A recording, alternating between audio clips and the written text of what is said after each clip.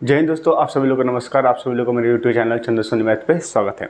जैसा कि मैंने आपसे प्रॉमिस किया था कि दोस्तों अगर भारत के इतिहास में जो भी प्रमुख घटना हुआ है और उसके बारे में भी मैं डिटेल में अपने यूट्यूब चैनल पर डिस्कस करूँगा। जैसा कि आप लोग जानते हैं कि 13 अप्रैल, कल 13 अप्रैल है, ठीक है। आज 12 तारीख है और 12 अप्रैल है और अभी आप देख रहे हैं कि रात को 8 बज रहा है, ठीक है, शाम हुआ। तो कल 13 अप्रैल है, तो कल 13 अप्रैल को मेरे यूट्यूब चैनल पे वीडियो अपलोड होगा जो मैं अभी शूट कर रहा हूँ, ठीक है। तो कल 13 अप्रैल है और 13 अप्रैल का जो दिन है बहुत हमारे लिए क्या है, समझिए कि काला दिन की तरह का है, ठीक है। इस तरह समझिए, हम 13 अप्रैल के दिन 13 अप्रैल 1919 को हमारे भारत में बहुत ही एक दिल दहला देने वाली घटना हुई थी, जिसको आप लोग जानते हैं जलियांवाला बाग मैसेक्री के नाम से, जलियांवाला बाग हत्याकांड के नाम से जानते हैं, ठीक है। 13 अप्रैल 1919 के। तो मैंने सोचा कि क्यों ना इस पर एक वीडियो डिटेल में लेकर आ जाए। और बहुत ही इंटरेस्टिंग कहानी है दोस्तों, बहुत ही इंटरेस्टिंग स्टोरी है। ध्यान से आप लोग इस वीडियो में बने रहिएगा, सुनिएगा 10 से 12 मिनट। तुरंत मैं आपको समझाऊंगा कि कैसे क्या हुआ, सरदार उधम सिंह कौन था, द लीजेंड यहाँ पे लिखे, द लीजेंड सरदार उधम सिंह ये कौन थे और क्या किए और कैसे क्या हुआ था, ठीक है। तो चलिए हम लोग स्टार्ट करते हैं। सबसे पहले दोस्तों, जो जलियांवाला बाग हत्याकांड है ये कहाँ है, जलियांवाला बाग, पहली बात कि ये है कहाँ। आप लोग ये समझना है कि सर जलियांवाला बाग ये भारत में है कहाँ। भारत में एक राज्य है पंजाब है, पंजाब में ही जलियांवाला बाग है। अमृतसर, आप लोग गोल्डन टेम्पल के नाम से एक मंदिर है अमृतसर में, जानते होंगे। तो अमृतसर में गोल्डन टेम्पल है, वहीं के आसपास में जलियांवाला बाग, एक बाग का मतलब हुआ कि गार्डन, एक जलियांवाला बाग गार्डन है जहाँ बहुत बड़ा गार्डन है। वहीं पे अब पंजाब के अमृतसर में जलियांवाला बाग है, ठीक है। अब क्या हुआ, 13 अप्रैल 1919 को क्या हुआ। पहले दोस्तों आप लोग जब 1919 पढ़ेंगे, आप लोग इतिहास जब पढ़ेंगे तो 1919 के टाइम पे लगभग हमारा जो भारत था वो क्या था, अंग्रेज़ों का गुलाम हुआ करता था, ठीक है दोस्तों।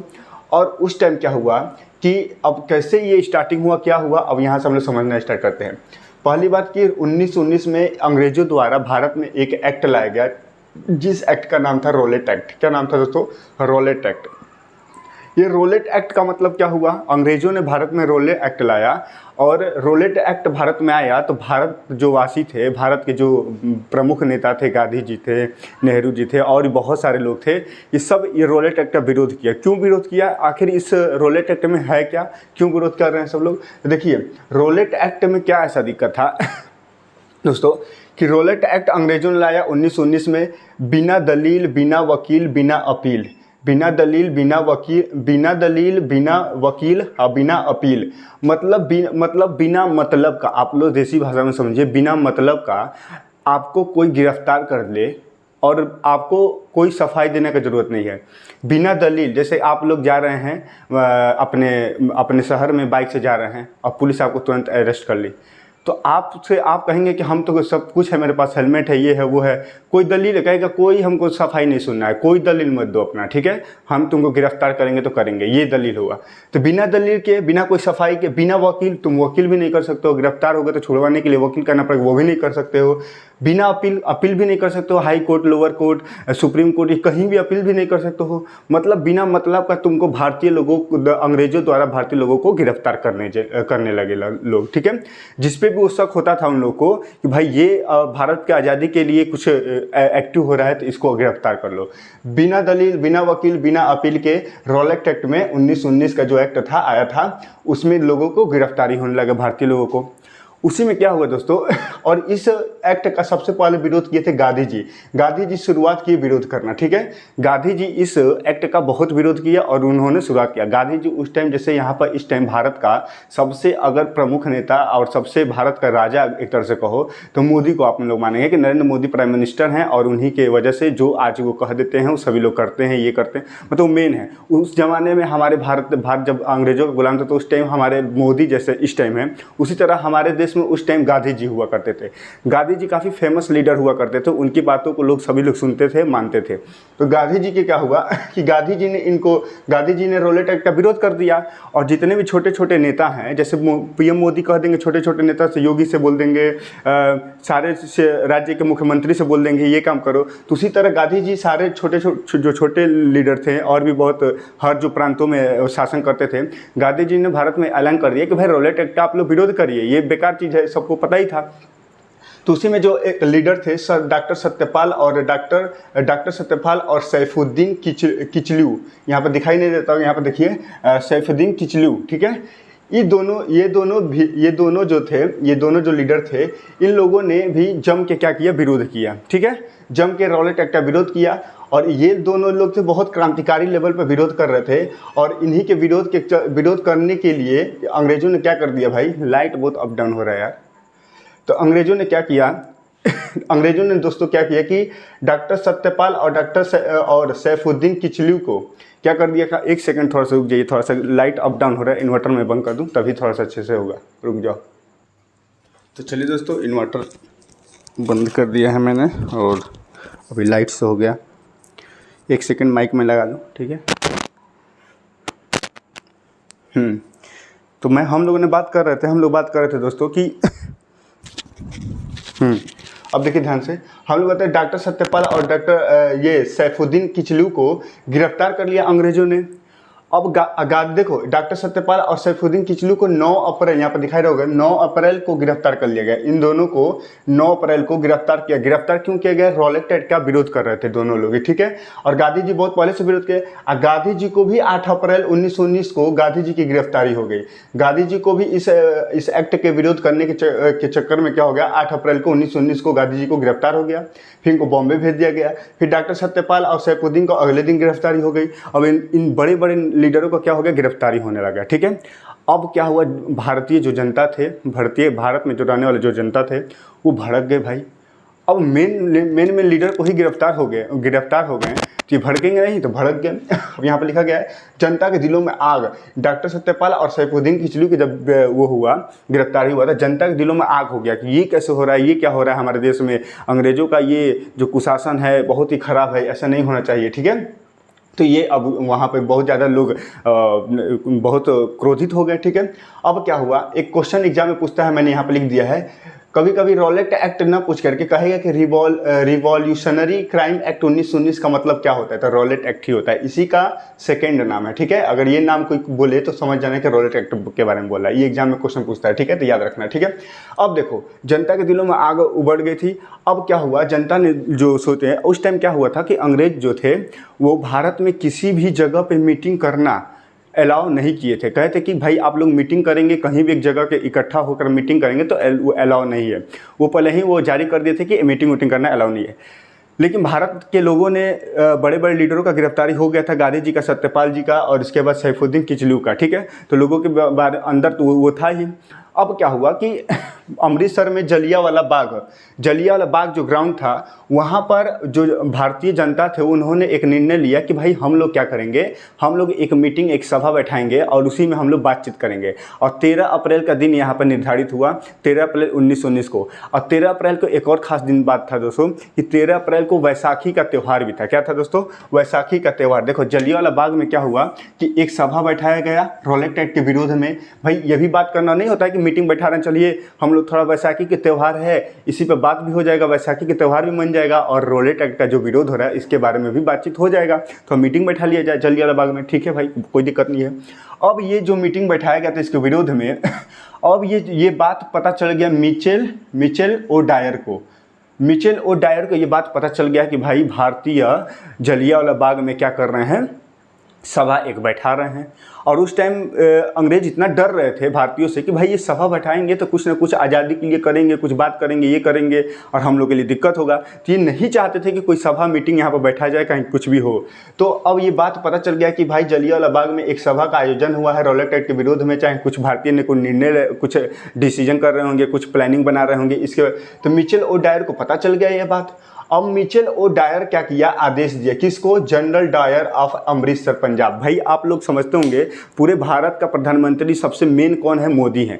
मोदी अगर बलिया, मान लीजिए हम लोग बलिया जिला में रहते हैं, तो बलिया जिला में अगर कोई कांड करवाना है तो मोदी किसको आदेश देंगे, योगी को आदेश देंगे, क्योंकि उत्तर प्रदेश के सीएम योगी हैं। तो मोदी योगी को आदेश देंगे और योगी बलिया के डीएम को आदेश देंगे और डीएम पुलिस को आदेश देगा और तब यहाँ पे कोई भी अगर काम करना होगा तो वो होगा। तो उसी तरह क्या हुआ था कि मिचेल ओ डायर जो था ये पूरे पंजाब राज्य का पंजाब का सबसे मेन जो है कि यही था, मेन था। मिचेल ओ डायर ये पूरा गवर्नर, ये जनरल था, पूरा मेन था। मिचेल ओ डायर पंजाब का पूरा ये था, ठीक है, लेफ्टिनेंट ये पूरा था कि मेन यही कमांड करता था, ठीक है।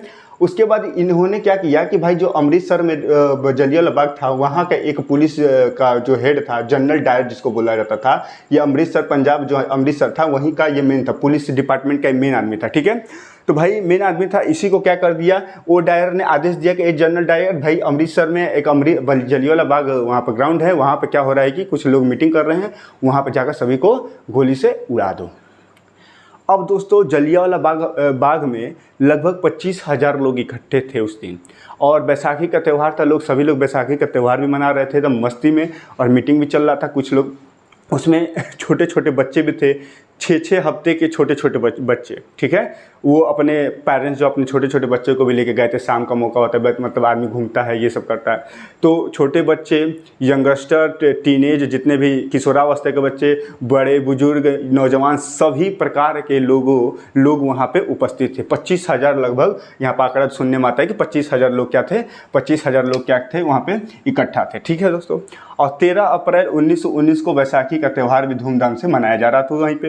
अब क्या हुआ अचानक जो जनरल डायर था, ओ डायर, ओ मैंने ऑर्डर दिया, आपको याद होना चाहिए कि मिचेल ओ डायर, डायर मतलब आदेश किसको दिया था, ऑर्डर ओ, ठीक है। मिचेल ओ डायर ने आदेश दिया जनरल डायर को, और जनरल डायर ने क्या किया, अपने सैनिक का पूरा टुकड़ा जो है कि सबको लेके गया। और जलियांवाला बाग में एक ये था बात था कि भाई जलियांवाला बाग में एंट्री करने का क्या था, एक ही रास्ता था, और सभी लोग 25,000 लोग इकट्ठे होकर वहाँ पर अपना बैसाखी के त्यौहार और मीटिंग सभा जो भी करना था वहाँ पर कर रहे थे लोग, ठीक है। अब उसी रास्ते से क्या हुआ, जनरल डायर अपने सैनिकों को लेकर आता है, और वहाँ पे जहाँ से मतलब एंट्री का रास्ता होता है, वहीं से चारों तरफ वहाँ पर क्या कर लिया, पुलिस का अपना जो है कि आर्मी वहाँ पर पूरा फैला दिया, और वहाँ पर खड़ा हो गया, ठीक है भाई। अब सभी लोग देख रहे हैं कि ये क्या हुआ। अब बिना कोई लेट किए हुए जो जनरल डायर था, ये जो जनरल डायर था, ये वाला आदमी, ये जो जनरल डायर था, ये अपने सैनिकों को आदेश देता है कि भाई शूट हिम, मारो इनको, ठीक है। अब दोस्तों इनके पास राइफल था और बहुत सारी गोली थी, सब कुछ प्लानिंग था। 12 अप्रैल को ही ये सब प्लानिंग कर लिए थे कि कैसे मारना है, क्या करना है। धड़ाधड़ सबको मारना स्टार्ट किए, और वहाँ पे जितने भी लोग थे दोस्तों, वो अपने जान को बचाने के लिए क्या किए, जलियांवाला बाग में एक कुआं है, उस कुएं में भी कूद गए कि भाई इन लोगों के हाथों से मरने से अच्छा है कि भाई कुएं में चल जाए, शायद बच जाएंगे। कुएं में कोई कूद गए, कोई दीवार चढ़ के भाग रहा था, तो कोई कहीं भाग रहा है, कहीं रास्ता ही नहीं बचा था, क्योंकि जहाँ से निकलना था वहीं पर वो पुलिस वाले थे, जितने भी आर्मी वाले थे, भागने का कोई जगह नहीं। धड़ाधड़ सुनने में आता है कि 10 मिनट में लोग दोस्तों 1600 गोलियाँ वहाँ पर चली थी, उससे भी ज़्यादा, पर धड़ाधड़ एकदम, और इतना मतलब दहला देने वाला। देखिए मेरा पूरा जो है कि रोंगटे खड़े हो जा रहे हैं दोस्तों, बहुत ही खतरनाक दिन। अब फिर क्या हुआ कि पूरा गोलियां बरसाने लगा, जो वो कुआं था उसमें कई लोग कूद कर जान देने लगे। अब वहाँ पर कूद गए, और आज भी लोग अगर जाएंगे आप घूमने अमृतसर में, तो उस कुएँ का नाम पता है क्या हो गया है, उस कुएँ में इतने लोग मरे कि वो जो पानी था वहाँ का कुएँ का पानी पूरा लाल हो गया था, खून की वजह से क्या हो गया था, लाल हो गया था, और खून की वजह से लाल हो गया, इसीलिए उस कुएं का नाम अभी भी खूनी कुआं नाम रख दिया गया, खूनी कुआं, ठीक है, खूनी कुआं नाम रख दिया। और उस कुएं में लगभग कितने लोग मरे थे, 120 लोग लगभग कूद के अपना जान दे दिए थे, ठीक है। और दीवार पर गोली के निशान आज भी हैं, और जो दीवार पर चढ़ के भाग रहे थे उनको वहीं पर मार दिया जाता था। और उस दीवार पे क्या है, आज भी आप घूमने जाएंगे तो उस दीवार पे जहाँ जहाँ गोली लगा है, वहाँ पर मान लो यहाँ पर गोली लगा है तो यहाँ पर क्या कर दिया गया, इसको बनाकर ऐसे मार्क किया गया कि यहाँ पर गोली लगा है। आज भी आप जाएंगे घूमने को तो आप देखेंगे और आपको बहुत गुस्सा आएगा दोस्तों। अंग्रेज हमारे भारत पे बहुत ज़्यादा वहाँ पे क्या किए हैं दोस्तों, अत्याचार किए हैं। अब फिर आगे क्या हुआ, अब क्या हुआ दोस्तों, अब पता चला कि भाई जो ब्रिटिश सरकार है, ब्रिटिश सरकार का जो उस टाइम भारत का वायसराय था, भारत का वायसराय का इन द सेंस कि जो भारत का वायसराय मतलब जैसे पीएम आज कौन है, नरेंद्र मोदी, तो पूरा भारत को जो मैनेज कर रहा था उस टाइम चेम्सफोर्ड था। ये एग्जाम में पूछता है, जलियांवाला बाग हत्याकांड हुआ तो उस टाइम भारत का वायसराय कौन था, चेम्सफोर्ड था, ठीक है। तो अब ब्रिटिश सरकार ने एक आंकड़ा निकाला कि भाई जलियांवाला बाग हत्याकांड में लोग ही मरे हैं, आप 1500 लगभग घायल हो गए। तो 379 लोग मरे थे, वो अपना आंकड़ा जारी किए थे, लेकिन ऐसी बात नहीं था 379 लोग नहीं मरे थे, उससे बहुत ज़्यादा ही लोग मरे थे। एक्चुअल में कितना मरे थे दोस्तों? एक्चुअल में 1500 से अधिक लोग मरे थे, 1500 प्लस व्यक्ति मरे थे, 1200 से प्लस लोग घायल हुए थे। ये एक्चुअल डाटा है, लगभग इससे ज़्यादा ही मरे थे, इससे कम नहीं मरे थे। ये गधा कह रहा 380 मरे थे, ये 1500 से अधिक लोग मर गए थे, ठीक है। अब उसी में सब लोग, बहुत लोग मर गए। उसी में एक द लीजेंड सरदार उधम सिंह, ये क्या थे, उसी जलियांवाला बाग के हत्याकांड में उसमें उपस्थित थे और ये बच गए थे कैसे भी करके। इनका किस्मत बहुत अच्छा था कि ये बच गए थे। और इनके आंखों से, अपनी आंखों से सबको मरता हुआ, बच्चे, बूढ़, बड़े बुजुर्ग सबको मरते हुए देखे थे। इनका खून खौल गया था दोस्तों। क्या हो गया था? खून खोल गया था। मैं भगत सिंह वाला वीडियो बताया था, तो उसमें भी आपको भगत सिंह के बारे में बताया था। भगत सिंह काफ़ी छोटे थे और ये जलियांवाला बाग हत्याकांड हो रहा था, तो वो भगत सिंह सुनकर यहाँ पे आए थे देखने, ये सब कांड होने के बाद। और यहाँ से मिट्टी उठा कर लेके गए थे और अपना वो किए थे कि मैं बदला लेकर रहूँगा। तो वो अलग कहानी था, उसको मैंने बताया, तो वो वीडियो जाकर देख लीजिएगा। फिर अब क्या हुआ, इसी में उधम सिंह थे, सरदार द लीजेंड दोस्तों, यहाँ पे लिखिए द लीजेंड सरदार उधम सिंह थे। उसी में इन्होंने प्रण ले लिया, दृढ़ संकल्प ले लिया कि मैं इस जो हत्याकांड कराऊँ इसका बदला लेकर रहूँगा दोस्तों। तो इन्होंने क्या किया कि फिर उसके बाद सरदार उधम सिंह कैसे भी वहाँ से फिर आए अपने घर। फिर उसके बाद इन्होंने संकल्प लिया कि मैं मारूंगा तो कुछ भी करूँगा। फिर अपने जीवन में धीरे धीरे आगे बढ़ते गए और आगे बढ़ते गए। पहली बात कि ये सरदार उधम सिंह क्या गए, अमेरिका गए। इन्होंने पहले पढ़ाई अच्छे से किया, फिर उसके बाद कुछ पैसा इकट्ठा किए, पैसा इकट्ठा करके कैसे जैसे तैसे अमेरिका चले गए। कौन गया? सरदार उधम सिंह। सरदार उधम सिंह के मन में था कि जो भी ये काम करवाया है उसको मारूंगा। कौन काम करवाया था एक्चुअल में? जनरल डायर ने तो आदेश दिया था, जाकर अमृतसर जलियांवाला बाग हत्याकांड में अपने सैनिकों को आदेश दिया था कि मार दो, शूट हिम कर दो। लेकिन इसको कौन आदेश दिया था? O Dyer, Mitchell O Dyer ने आदेश दिया था। अब सरदार उधम सिंह के नज़र में कौन था? ओ डायर था, ये कहे थे कि यही करवाया है, इसी को मारूंगा पहले तो। और इसको भी मारने का प्लान था, लेकिन इसको क्या हुआ कि एक बीमारी के चलते दोस्तों जनरल ओ डायर को 1927 में ही एक बीमारी के चलते मौत हो गया। 1927 में ही जनरल डायर का 1927 में एक बीमारी के चलते मौत हो गया। तो ये बच गया, अपने ही मर गया, ठीक है। लेकिन ये जवान घूम रहा था, आराम से मस्ती कर रहा था। अब देखो सरदार उधम सिंह ने क्या किया, कसम ले खा लिया। अमेरिका गए, अमेरिका से फिर वहाँ से कुछ गए, रेस्टोरेंट में काम किए, कैसे भी पैसा वैसा कमाए, अच्छा लेवल का पढ़ाई वढ़ाई करके। फिर इंडिया भी आए, वहाँ पे कुछ हुआ कि फिर इंडिया आना पड़ा। फिर इंडिया से फिर अपना व्यवस्था बना के फिर लंदन गए। लंदन मतलब वही ब्रिटिश, जो अंग्रेज लंदन है ना, इंग्लैंड, वहाँ पे पहुँचे, वहीं पे था। लंदन गए, फिर क्या किया कि इन्होंने वहाँ भी काम किया। 1940 मतलब 1919 का ये क्या है, ये तुम्हारा क्या है, हत्याकांड है। 1940 हो गया, कितने वर्ष हो गया बताओ? 1919 से 1940 कितना हो गया? 21 साल। 21 साल उधम सिंह को लग गया इस चीज़ का बदला लेने के लिए। अब देखो क्या हुआ भाई, 21 वर्ष पूरा हो गया था। टोटल कितना वर्ष हो गया था दोस्तों? 21 वर्ष बाद ओ डायर 1940 में क्या हुआ, अब सरदार उधम सिंह पूरा लंदन के 1940 में लंदन के कैक्सटन हॉल में एक मीटिंग चल रहा था जिसका नाम था ईस्ट इंडिया एसोसिएशन मीटिंग चल रहा था। ईस्ट इंडिया एसोसिएशन पे कोई एक मीटिंग चल रहा था लंदन के कैक्सटन हॉल में। कौन से हॉल में? कैक्सटन हॉल में। ये उधम सिंह पहुंच गए थे लंदन, ठीक है। 21 साल तक इनकी ज़िंदगी का मकसद हो गया कि मैं मारूंगा तो मारूंगा, चाहे मुझे कहीं भी जाना पड़े। आज के डेट में आपको अगर कुछ हो जाए, कहें कि मैं आप दृढ़ संकल्प लेता हूँ कि मैं जाऊंगा अमेरिका, तो हम लोग के लिए तो अमेरिका जाना ही एक बहुत बड़ी चैलेंज है। उस टाइम इन्होंने चैलेंज लिया, पढ़ लिख के पैसा का इंतजाम करके अमेरिका गए, फिर इंडिया, फिर लंदन। 1940 में 1919 के बाद 1940 में, इतना में तो लोग भूल जाएंगे, कहेंगे छोड़ो यार क्या मतलब है जो मरा। लेकिन इतने बेहतरीन राष्ट्रभक्त थे सरदार उधम सिंह द लीजेंड कि इन्होंने कसम खा ली थी, मेरे जीवन का एक ही मकसद है जनरल ओ डायर को मारने का, ठीक है। अब क्या 1940 कैक्सटन हॉल में यहाँ पर ईस्ट इंडिया एसोसिएशन का मीटिंग चल रहा था, वहाँ पे सारे अंग्रेज लोग थे।